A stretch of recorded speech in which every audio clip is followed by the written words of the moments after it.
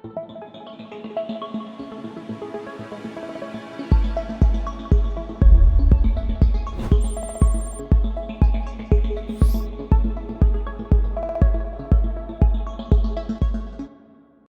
welcome to the latest E+T Podcast, and I'm delighted that our guest today is the IET's new president, Dawn Ohlson. Welcome, Dawn. Thank you very much. Very nice to see you. And Dawn has been a trustee with the IET for a number of years now. And back in 2008, you became not just the youngest female fellow of the IET, but the youngest of any gender. So that was. At the time, that was and still is quite an achievement. You gave your president's address in October, and in that it became very clear that one of your passions was for promoting the next generation of engineers, and in particular, you have an affiliation with volunteering. So maybe we could start there. Could I ask you, why is it that you think that volunteering is so important? Well, I think that volunteering is so important because it's absolutely the lifeblood of the IET. We just couldn't achieve the great things that we do without the vast number of amazing volunteers that we have. But I think also that we have to recognise that it's not only about what you give as a volunteer, but it's also what you can get out of being a volunteer. And that's really what I wanted to highlight this year, is that two-way street of being a volunteer. So I would love to focus on volunteering, but also make people realise how much they can benefit from it. Okay, so volunteering can mean giving your knowledge to a technical project. It can give your expertise and experience for personal assistance. But like you say, it is that two-way thing. What do you think it is that volunteers actually get back from the process? Well, I think particularly for engineers, I think in your day job, it's very easy to get embedded into projects, particularly when you're early in your career, and you do great things technically, but the opportunities for leadership, for presentations, for exposure to governance, finance, that kind of thing, they don't tend to come until later in your career. And the access to the roles that would give you that often require you to have had some experience. So it's that chicken egg. Where do you get that experience? And volunteering is a fabulous way of actually giving you exposure to those kinds of things, not within your career, but then giving you tools that will then and skills that will allow you to then move in your own career. And so where does the guidance for that sort of volunteering come from? Does it come from the IET, or should companies have some sort of community engagement type programs, or is volunteering just volunteering in its own right, and companies should let people go and do whatever they want, even if it's not to do with engineering? Well, quite. And actually, I think it could be any of those things, actually. I think it's great when companies do have planned programs of activities that their volunteers can get involved with. And larger companies often do that, particularly when they've got graduate programs and things for their early career engineers. But I think it can also be people at any stage of their career just giving a few hours here and there. Maybe it might be some mentoring, or it might get involved in an activity. I mean, particularly for the IET, getting involved in maybe something like fellowship assessment, that kind of thing, which it could be just a couple of hours, a couple of times a year. But those things could all be supported through a business, purely by saying, yes, we'll allow you to just do a few hours during the working week, a couple of times a year, and it's not a big burden on the company. But I have to say that for a small company, obviously people taking an afternoon out every month could be quite a burden, but actually they have to see it also as that development opportunity. So I think it's you need to look at it quite carefully. But I think I have a lot of my team who are heavily involved in Scouts, and that's an evening activity, so it doesn't actually affect their day job But the stuff that they bring from that is incredible. Actually, all of that leadership stuff, the corralling kids. It's amazing how many synergies there are between leading engineering teams and being able to corral a bunch of kids into doing an activity. So there are lots of different ways that can manifest itself, but there are definitely benefits on both sides. And I guess a company looking to have a volunteering program, they need to decide what they want to get from it, because it could be that they want to promote the industry, for example, and might try and do something through the IET, or it could be that what's really important to them is to support the local community. It's that community engagement thing and getting young people from there. I presume they need to identify what they want to get from it first, and then try and tailor what scheme that they put forward. I mean, that's the ideal. I think that there is a certain amount of bandwidth required within an organisation to be able to have the headspace to do that thinking about their outreach strategy. And certainly that I did that for a while when I was working for Thales. Part of one of the roles that I had was actually thinking about what our outreach strategy was, and therefore put together a program of, well, we'll do these kinds of STEM activities. We can do these things in our local community. We'll make sure that every site has a link with 3 schools in the local area. We'll look at which ones have the balance of free school meals to make sure that we're going to the right schools, not just the same schools that are that we traditionally have. But that's quite a big piece of work. I think it can be just as simple as just who's got kids at a local school? Do you want to go and do something at the local school careers event or whatever? And can we give you some stuff to take with you that might support the work that you'll do with them? All of that has got fabulous benefit.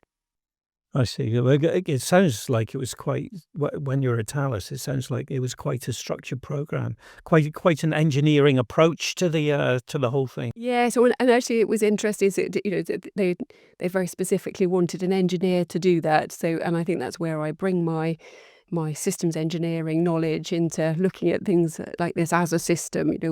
Ultimately what we need is more engineers. So you have to look at it as a whole system and say, right, well, therefore we need to target education, but we also need to support people through university, and then we need to support people when they're in the company, because it's all right, we think about having a pipeline of capability coming in, but actually it's a very leaky pipeline. So you're just trying to say, how do we make as many people stay in that pipe as possible?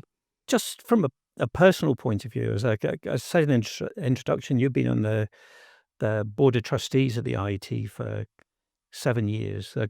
You right through your career, you've been involved in volunteering. It's obviously you've done quite a lot with the IET, and this year in particular, you're committing to being president. But what are maybe some of your earlier volunteering experiences? And I think there was quite a lot, and you've already mentioned it in mentoring and STEM outreach, that sort of thing. What's been your experience, and how's it? What impact do you think that's made, and how has it helped you as a person? Well, I think the early things, you're right, is going out to schools and doing that STEM outreach, be that presentations of what is engineering, which I think is really helpful for people who are trying to decide what their GCSE options might be, etc. Then all the way through to I think the turning point for me was when I presented the Faraday lecture. So that was 2005. I presented the Faraday lecture, and this is, so it's 20 years ago. So it was a very different environment. It wasn't, there weren't online offerings back then. It was a physical lecture that toured the country, and we went to Scotland and Ireland as well, and we also went to Singapore, Hong Kong, and Kuala Lumpur to deliver that lecture.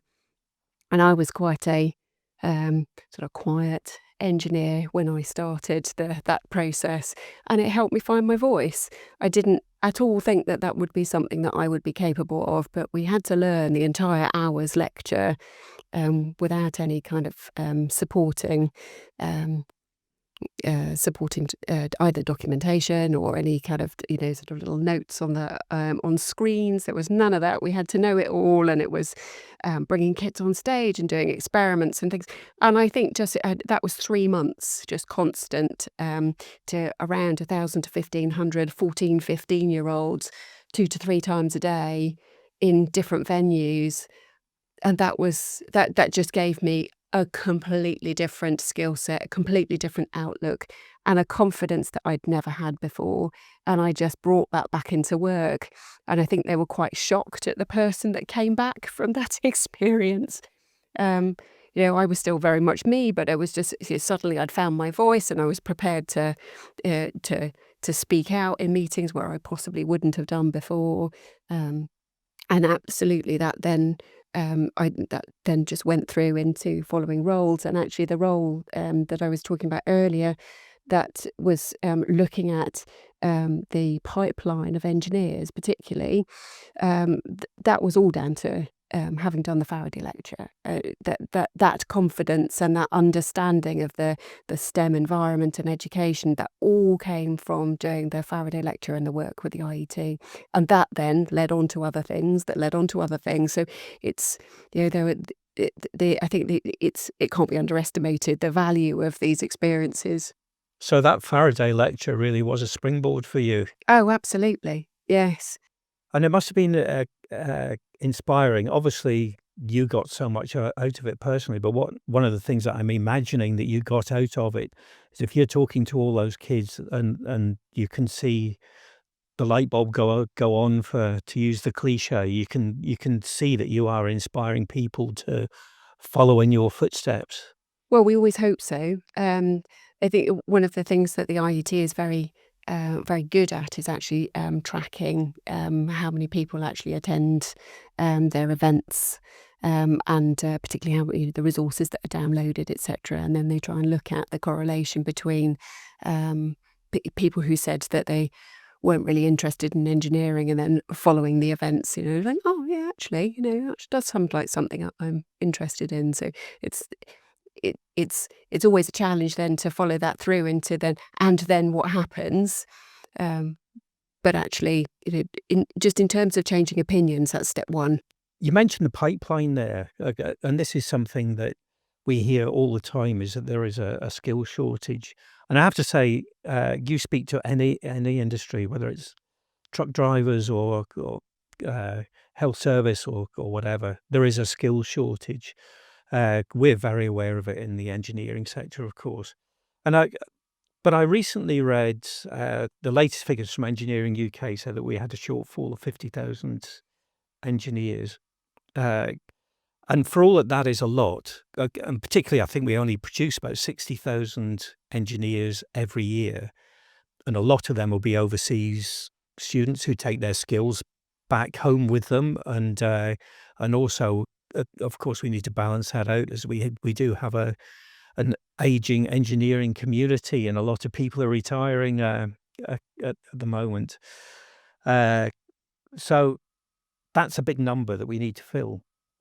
But I do remember, again, from Engineering UK, and it was only about 5-7 years ago, maybe like that, we were talking about 120,000 as a shortfall.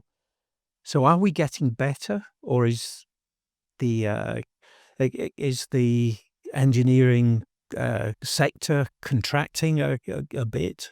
Like, what do you think's happening? Well, I think it's really interesting, actually. I think statistics actually is something that you really need to sort of pull the lid off and say, well, how is that number made up? What are you classing as engineering as opposed to data science? Are you classing data science as engineering, or mathematics, etc.? I think there are significant changes in the skills that we are looking for now within engineering, things that we might not have considered to be purely engineering subjects 5 years ago, now that we're crying out for them. So as I say, data scientists, cybersecurity, mathematics, they're really key to today's problems, particularly with the swell in AI.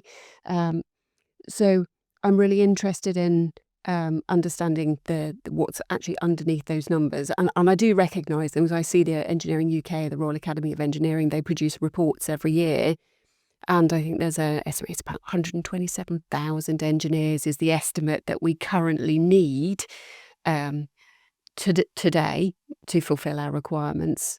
And then of that, as you say, something around 50,000 shortfall, and which is huge. I mean, that's it's a vast shortfall. So I'm waffling now.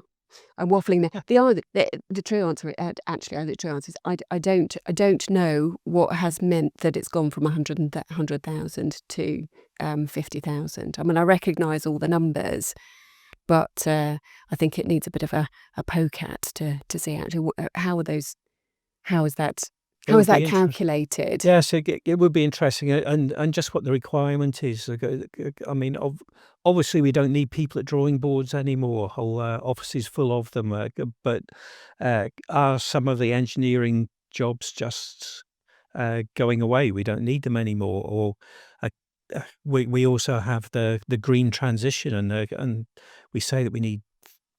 Again, numbers come from everywhere, don't they? But I was reading we need 35,000 new engineers to move us into the green transition, and obviously there is huge opportunities there, and some of like petrochem jobs could transition, if you like, to fill that gap.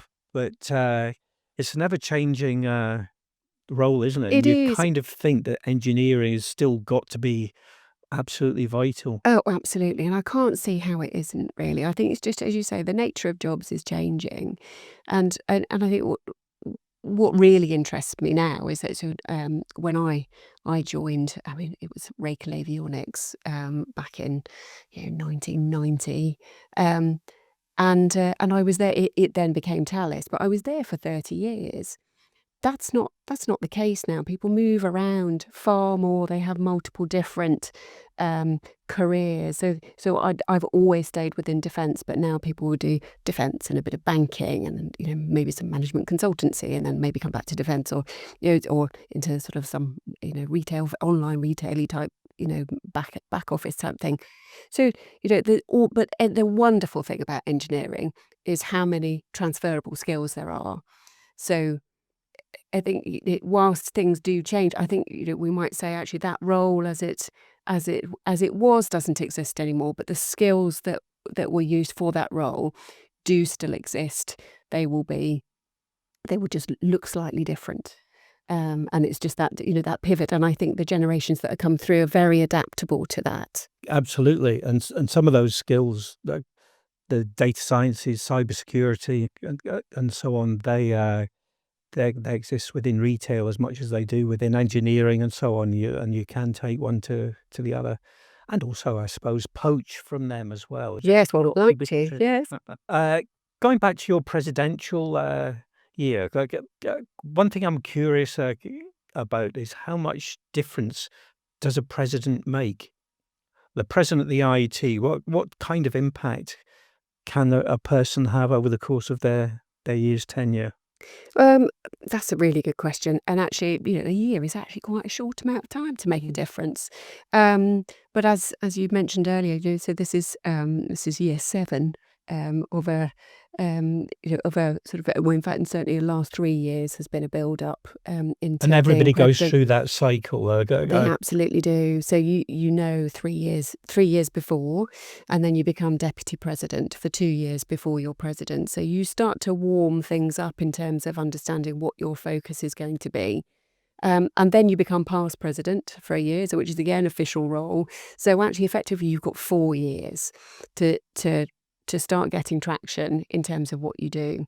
And I'd like to say that it's really about a president has a focus on something that the IET is already doing.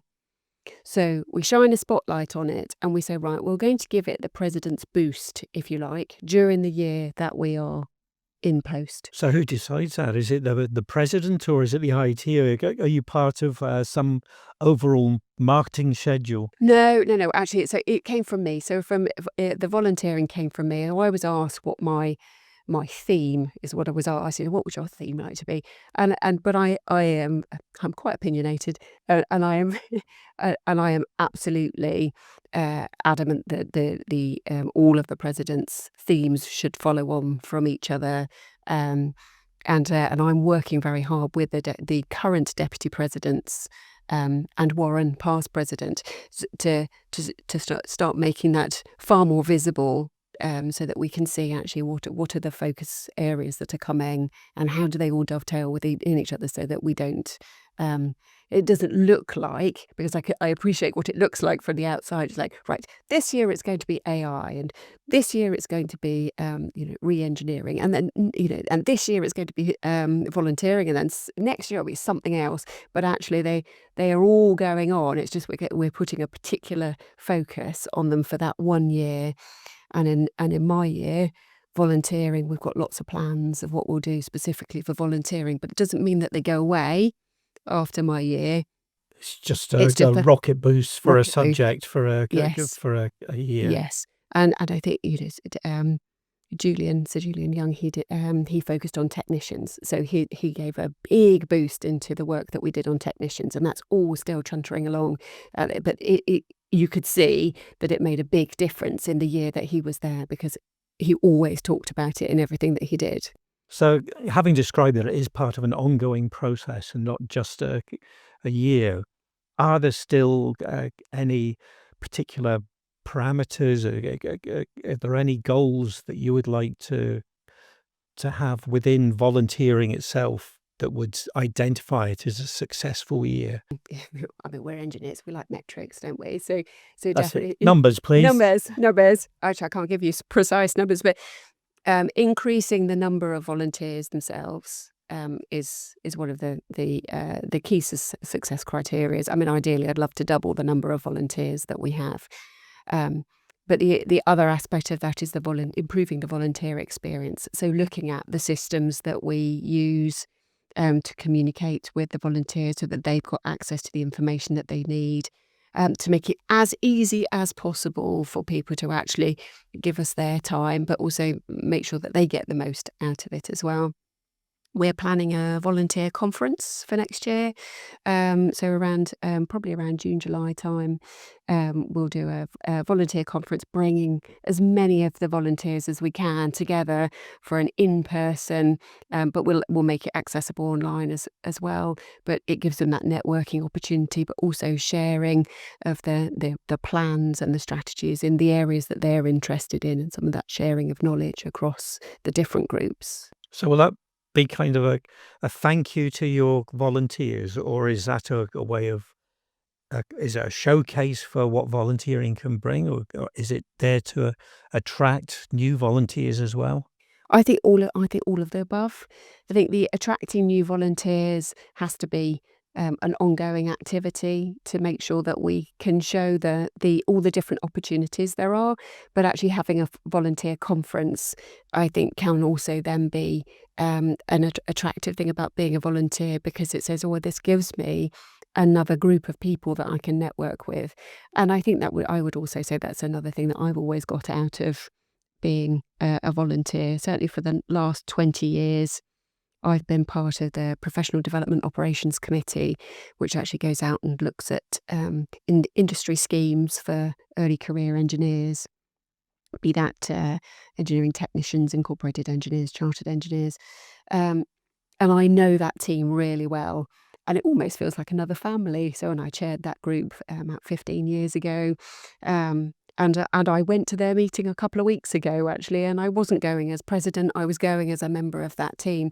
And it was just lovely to see these people that I have known, many of them I have known for nearly 20 years. It's that's a nice. wonderful network. The community itself, and the IET is very good at creating and maintaining that community as well, I'd They imagine. absolutely are, and it gives you another network outside your own work environment. So, having been at Thales for 30 years, I then moved to Northrop Grumman for 3 years, and now I'm the VP of Engineering for Ultra Cyber. But the constant in all of that is my community within the Institution of Engineering Technology. It's very much is my professional home. Throughout my life, it has been. I remember the old reading room that I used to go in and work in the holidays when I was a student. I used to go and use it, and I still go in, and it just feels like a building I'm so familiar with. It's just I happen to have an office in there now. Fantastic. I'll come back to ask you about the defence sector in a moment, but just to tie up a couple more questions about your presidential year. Apart from volunteering, do you have any other particular areas of interest that you want to cover? So there are two elements of being a president. There is, as I always say, there's the president jazz hands, which is you're out evangelising around the value of engineering and the contribution that makes to the UK, and globally. But then there's also the part that you are the chair of the board of trustees, and it's the board of trustees that are legally accountable for the charity. And that is a huge job. I mean, the IET is a big organisation, so chairing that board and making sure that we do all the strategic thinking, we do the monitoring and governance, all that's appropriate and unanswerable to the Charities Commission. So that is a huge amount of work in and of itself. And I'm also leading a governance review to make sure that the governance throughout the IET is fit for purpose. I'm just getting the picture of what it's a bit of what it's like to be the president, because when we were talking earlier about volunteering, you get so much from it. You give a lot. It's the lifeblood of the industry, almost. But sometimes you can go a little bit too far, perhaps. And and I know you have you're a VP of engineering, a really responsible day job. You have a family as well. Doing the GCSEs, you were saying, it's difficult times and so on. How do you find time for this? It's a big commitment. It is, yes, and I think I think somebody said to me recently that I have a work balance rather than a work-life balance. Um, I, I'm only 2 months in, so I'm hoping that things will calm down a little bit and I'll get more into a routine. But I think it's extremely rewarding, and I also think it's important for my daughters to see me making a contribution. I am driven by making a difference, and I take that into work and I take that into volunteering. So um, I have to say, it's it's not easy fitting it all in, but I am supported by my family. They recognise that this is what I wanted to do, and actually Ultra are being very supportive as well. Um, so so my president year it's a year. But as you were saying, there's a past president year to tack on the end of that as well. It's not. I get the feeling you're not going to stop as well. Like, in 18 months' time or whatever, you're not going to say, right, that's me done. No, I can't see that either, actually, and I'm not sure the IET would let me either. I don't think that's the way it works. There have been some fantastic presidents, obviously, in the past. Are there any that stick out for you as making either a particular contribution to the industry as a whole, or who have inspired you personally? Oh, absolutely. I think things that stick out particularly, I think, is distinctly remember the president's address of Naomi Clymer. So she was the first female president, and I remember her getting a standing ovation, and I think I was one of the first out of my seats, because it was just amazing to see that there was somebody who looked completely different standing giving their president's address, and she'd given an amazing and very interesting address. And then I think Danielle George, she was the president through our year 150. So when we celebrated 150 years of the IET, but it was also the pandemic year. So she just worked relentlessly online, doing so many different activities, just to make sure that the IET just kept going through that really difficult time. So that particularly sticks out. But people like Sir Julian Young with the technicians, I think Peter Bonfield, he was really inspirational. He worked on a concordat with industry in terms of skills and capability. And but I think everybody, Bob Crine, and Warren, who I'm just following, they all bring something different. Every president, I think that's the beauty of having a different president every year. I think we're all very different characters. We all bring something very different. And I think we all leave our mark, not just on the wall in Savoy Place, but we all actually leave our marks on the IET. So what is your mark going to be then? What's your legacy going to be? My legacy is going to be the transformation of volunteering.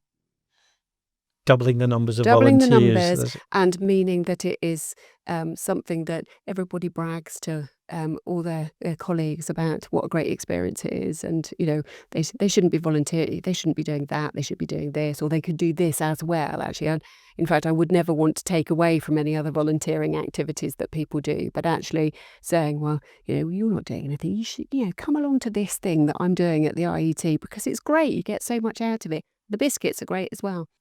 The IET does know how to look after people, I have to say. With biscuits. The tea and biscuits is always great. You also talked during your presentation, your initial speech, about the challenges facing the world, of course, all the opportunities and the challenges that are facing the engineering sector. What do you think are the most exciting ones amongst that at the moment? Well, I think challenges are... I think, again, great thing about that, you can tell I'm very passionate about engineering. There are so many different technologies that just appear year on year. Every few years, there is some new big thing. So there is always something really exciting.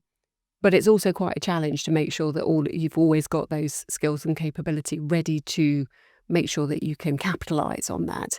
So we talked about pipeline earlier. I think it has to be the biggest challenge is actually just that pipeline of getting enough people through education and into engineering and technology jobs. It really is a challenge, isn't it? And is that because engineering has changed so dramatically? In the olden days, you actually understood how things worked. Now it's so much more difficult. You're building on the electronics, on the systems. You're a systems engineer. There's very few systems engineers who are developing new systems. They're building on top of what's already there, aren't they? And that's quite an obstacle for getting school children involved. It's just advanced so much. It's got complicated at the entry level. Yeah, well, I mean, I actually think it's got simpler. Because the accessibility of programming, for example, it is completely different from when I started. So when I started work, I actually started as a hardware engineer because my degree was in engineering and computer science. So I was a bit of a jack of all trades. So I started as a hardware engineer, and we were really working at the chip level. Down to how do we sort of waggle the ones and noughts on the little 68010s that we were using, and that was it was on a monochrome display with bouncy button keyboard and a 5 1/4 inch floppy disk. So you really did need to understand it. You had to understand it right at the lowest level. And then when I look at now what my girls are doing at school, and they're doing Python programming, and it's just so easy. And prior to that, when they were at primary school, they were doing Scratch programming. It was just little building blocks that they pulled together. It's so accessible now. And I transferred from being a hardware engineer to being a software engineer. And again, so one of the problems that I had on the unit that I was working on, I couldn't understand why it wouldn't do what I needed it to do. And I had to get into the compiler to see actually what was it doing with my code. And actually I found an error with the compiler that wasn't doing. That's absolutely unheard of now, to be going actually into that level, unless you are one of the sort of subject matter experts. But that was kind of normal that you had to do that, as just sort of, Joe average engineer. So I think, I think things like, the software engineering piece of it, I think you can do so much more with it, but you start at a level where it's extremely accessible. You mentioned your daughters there. Are they going to be engineers? Are you encouraging them to be? I think the comment from my youngest who said, "Mummy, I don't want to grow up. It looks very hard." Well, that really is a point about engineering, is that people would so many kids would far rather go into I don't know, something digital creative type things rather than engineering, because engineering is perceived as hard and not necessarily fun, unless you immediately get it as being fun.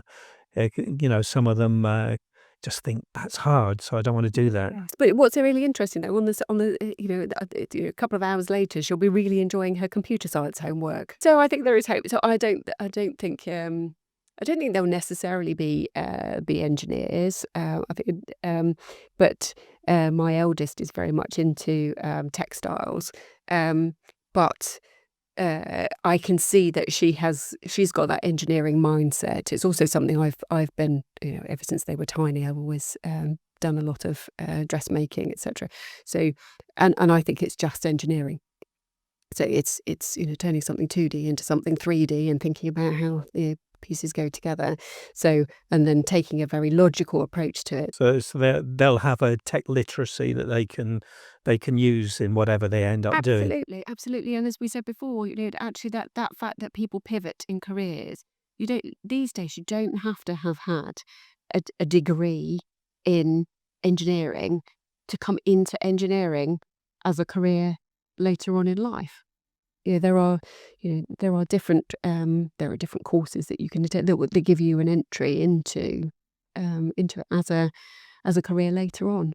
Maybe I could ask you about a specific, even though we're talking that things are getting more general, and that's your career has been in the aerospace and defence sector. That's right. Yeah. You must have seen that change enormously over the course of your Oh, I career. have. Yes, very much so. I mean, as I said, I think I dated myself quite dramatically, actually, with the 5.25-inch floppies. But in those days, we were looking very much at units that were, I worked on communication system or flight management systems for military helicopters. But the helicopters would have their radio systems to communicate to each other. The systems, other than that, the systems were really standalone. And I think the transformation now is the network-enabled capability, data science, all of that. All of those things have just it feels like a completely different world, really. The processing power now that you are able to put into something really quite small is phenomenal. The Moore's law, has allowed us to do so much more with, such a little footprint. That I think is what completely blows my mind, actually. I sometimes feel with defence, equally with medical design and so on, that there is a slight restriction in that everything needs to be approved for use, and it's all very well being at the cutting edge, but you still can't, or you've got to have things that were approved 4 years ago or something like that. Is that true, or is Well, so I'd say yes and no. I think, so both are very highly regulated environments. But with good engineering practice, it's not a blocker. It does mean that you have to follow a rigor in your development processes. That is not a bad thing. It is good engineering. We work very hard at Ultra to make sure that our processes define all of the steps, that if you follow all of those, then out pops a thing that will then just get approved, because all the way along the way we have done all of our continuous assurance, and it means that actually then we get the tick in the box that we are a DAOS approved. So we which is a defence airworthiness organisation scheme, and that comes through the MAA, Military Airworthiness Authority, and we need to satisfy them that our units are fit to fly. But it's not that difficult if you have that mindset and you do your engineering in that way, then you can absolutely go at a good pace. I You think don't feel it's capping it doesn't. your No, creativity. no. I mean, there are we have to think very carefully about things like how could one possibly use AI in our environment. Actually, that would be far harder.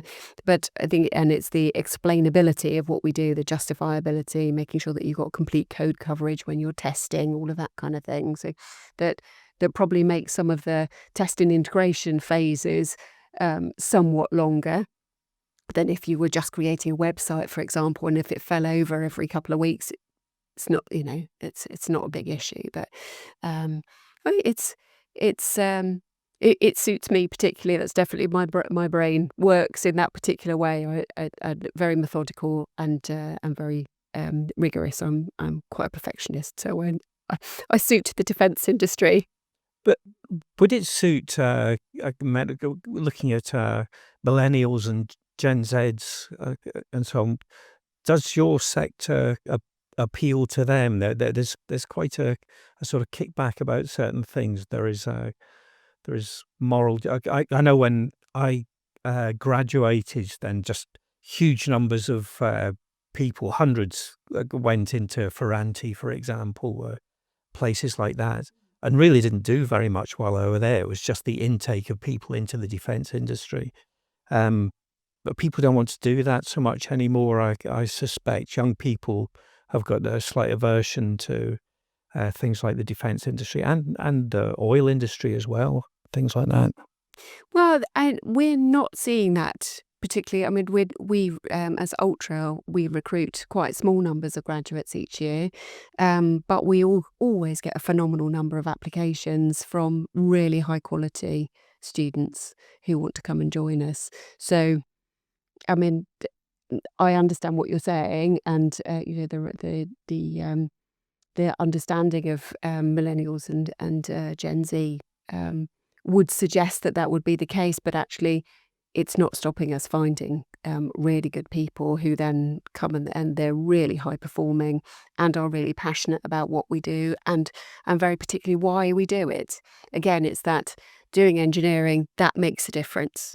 Just on a personal note, excuse me, we've already discussed what you hope for your presidential year, but as your career as a whole, I know you've achieved so much, the Women in Engineering awards and all that sort of thing, so achieved so many accolades, but have you got anything left that you would like to achieve in your career? I have not ever really planned out my career. I didn't ever think that I would be here. Certainly, I didn't think I would be president of the IET or even VP of anything. I have always been driven by wanting to make a difference. And whenever I've been in a role and I think, well, I can't do what I need to do because I can't make the decisions I need to make unless I'm in that role, that has been my driver to change roles. So at the moment, I can do everything I need to do from where I am.